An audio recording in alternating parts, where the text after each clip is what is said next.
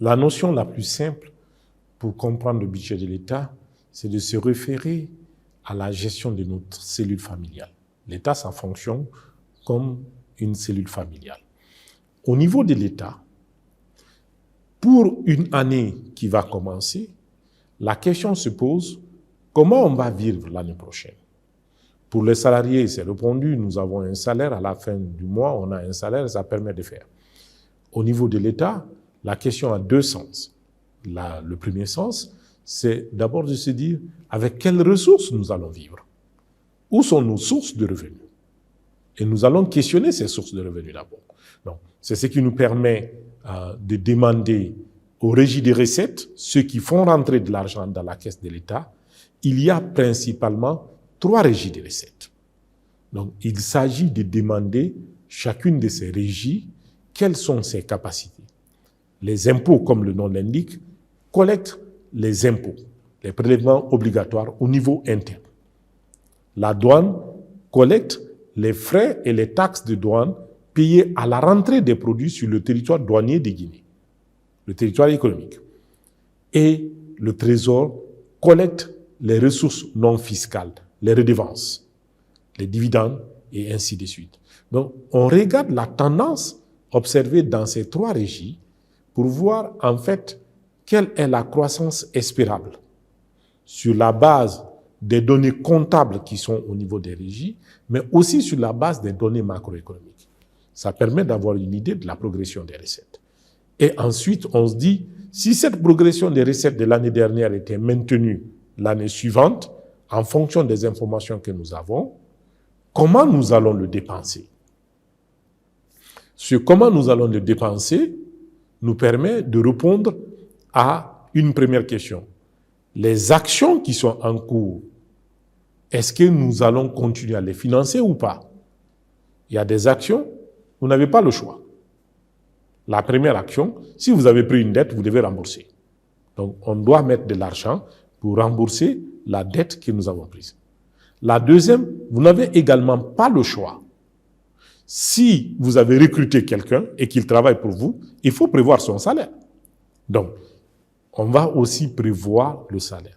Ensuite, on va commencer à se poser des questions sur quels biens et services nous allons acheter pour fonctionner.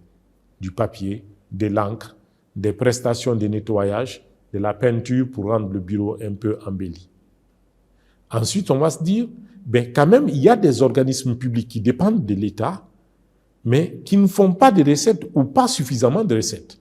Les hôpitaux, les écoles, les centres de recherche. Il faut aussi prévoir un peu d'argent pour leur fonctionnement. Et après tout ça, on va dire, bon, enfin, quelle réalisation en termes d'infrastructure nous allons pouvoir couvrir? Ce sont ces 5 rubriques que nous allons abonder avec les recettes qu'on vient d'estimer. Le budget de l'État, c'est le document qui contient, pour l'année suivante, l'ensemble des recettes qui sont attendues et l'ensemble des dépenses qui sont projetées pour l'année suivante.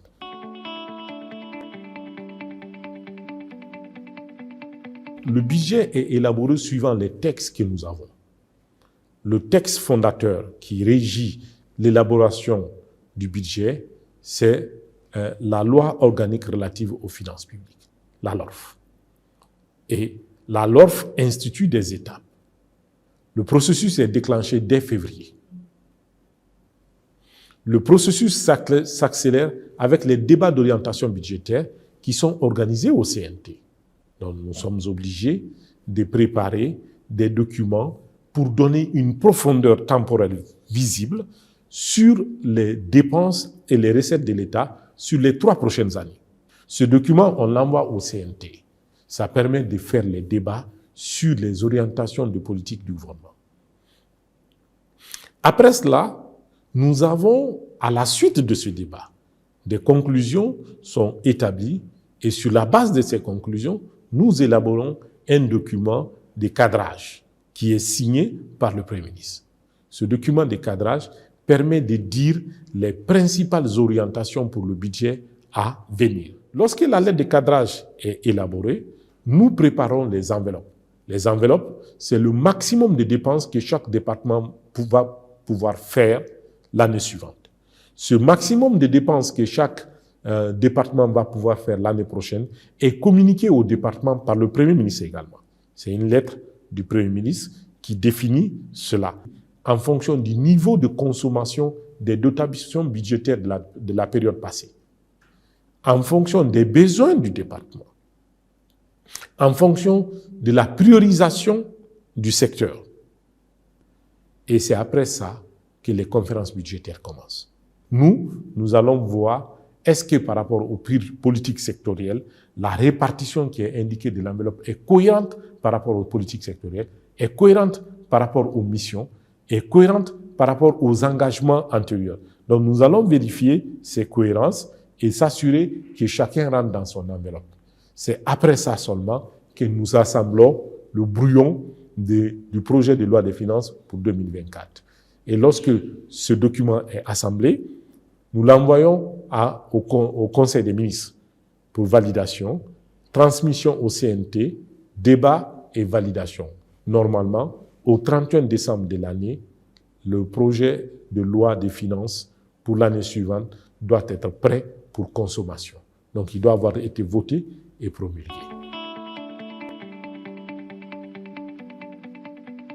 En matière de mobilisation des ressources internes, il y a deux grosses régies qui relèvent du ministère du Budget. La Direction générale des douanes et la Direction générale des impôts.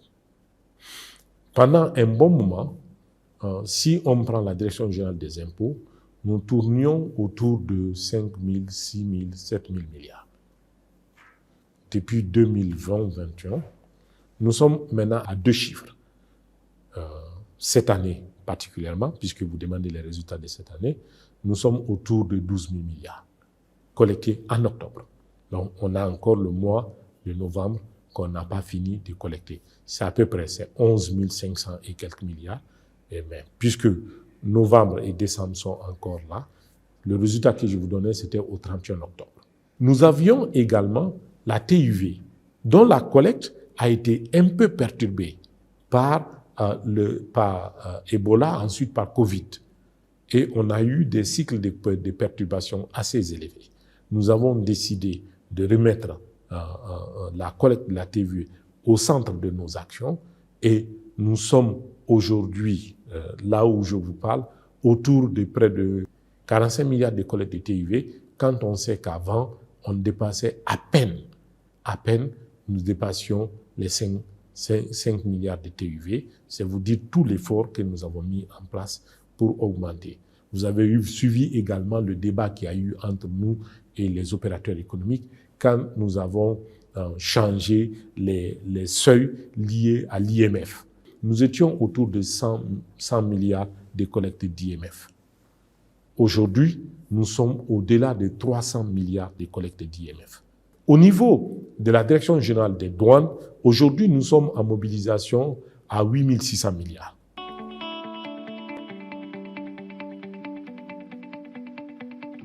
La première chose qu'il faut noter lorsque la loi des finances est adaptée, c'est le fait que, par sa taille même, ça ne peut pas être sans effet sur l'économie.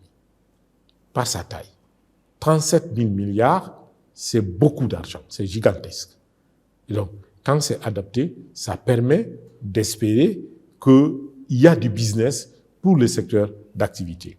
Vous aurez remarqué, avant le 5 septembre 2021, la ligne investissement de l'État était de 2 000 milliards. À partir du 15 septembre, nous sommes passés de 2 000 milliards à 6 000 milliards.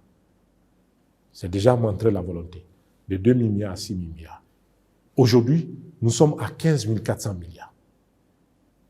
C'est-à-dire, je vous ai parlé des 5 rubriques de dépenses de l'État. La rubrique qui fait face à la dette, la rubrique qui fait face au salaire, la rubrique qui permet d'acheter les biens et services qui sont consommés et la rubrique des dépenses. Donc, il y a des investissements. Il y a 5 rubriques principales de dépenses de l'État. Et dans les 5 rubriques principales de dépenses de l'État qu'on appelle les titres, dans ces 5 titres, les investissements sont aujourd'hui à 15 400 milliards sur une dépense totale qui est à 37 000 milliards.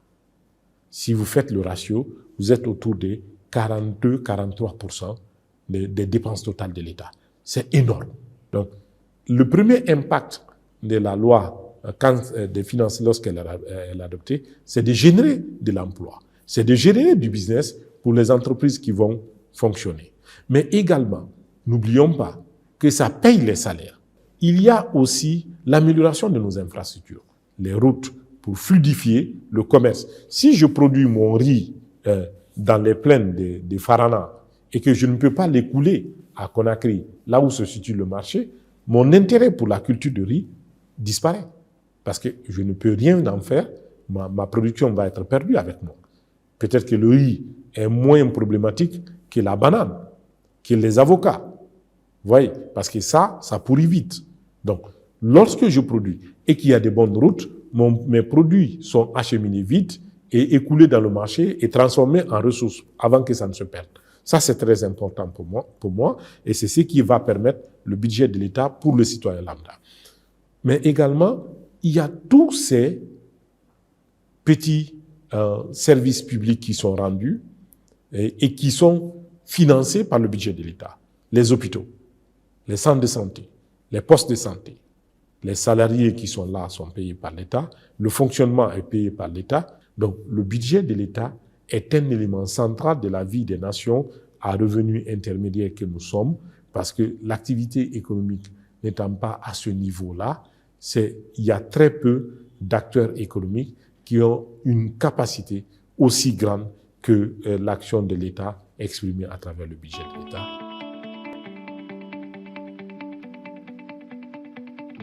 Un message important que nous voulons dire aux citoyens guinéens. La nation se fera ou ne se fera pas avec nous. Si on veut, la Guinée sera ce qu'elle doit être. Mais cela veut dire que chacun doit jouer sa partition. Et un des éléments de cette partition, c'est de participer à l'effort public à travers le paiement correct de son impôt. Un des éléments clés de cette participation, c'est de s'assurer que lorsque l'on a un service que l'on consomme, que le juste prix de ce service soit payé. Contribuons à la caisse nationale, contribuons aux impôts, contribuons à la douane en payant tout ce que nous devons à l'État et payons les services publics correctement pour assurer leur pérennité. Je vous remercie.